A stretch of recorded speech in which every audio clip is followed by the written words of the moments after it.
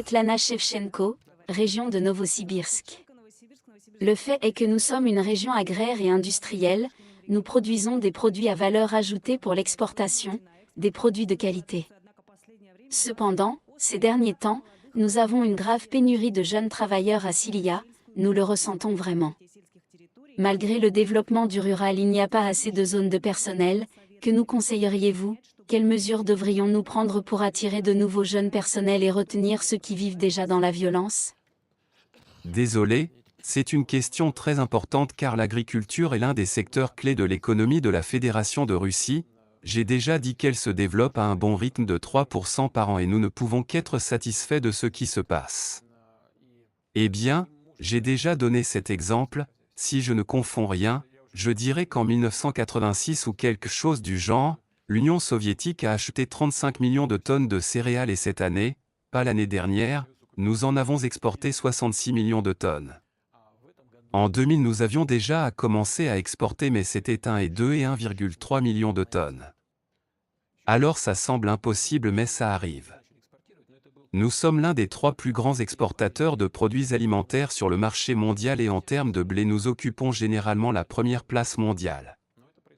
Malgré le fait que l'année dernière nous avons eu une récolte record, il y en avait 148 millions, maintenant ce sera 130, mais c'est aussi une très grosse récolte. Nous produisons régulièrement depuis plus de 10 ans 100 millions de tonnes et c'est une ressource stable, importante et très importante pour les opérations d'exportation. Je l'ai déjà dit, nous sommes fermés à 100% à la viande et à l'exportation. Cela signifie qu'il y a des problèmes liés au lait et aux fruits et légumes. Mais il y a aussi un programme de développement. Tout grandit petit à petit, l'un des problèmes les plus importants, ce sont des questions sociales dans les villages, le logement, la culture, l'éducation.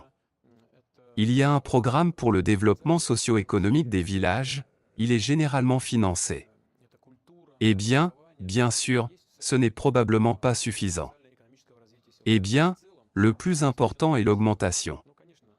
Le niveau de bien-être des personnes qui vivent en Russie, une augmentation du niveau de leurs revenus résoudront tous les autres problèmes, et nous sommes convaincus que nous avancerons dans cette voie. Les éléments clés l'ont été traditionnellement depuis l'époque de l'Union soviétique. Nous avons toujours accordé une grande attention au personnel. Et maintenant, le travail à la campagne devient de plus en plus intéressant, il devient une industrie, il nécessite déjà des spécialistes hautement qualifiés et en même temps différents niveaux dans le domaine de la chimie. Eh bien, cela signifie que les agronomes sont traditionnels et ainsi de suite.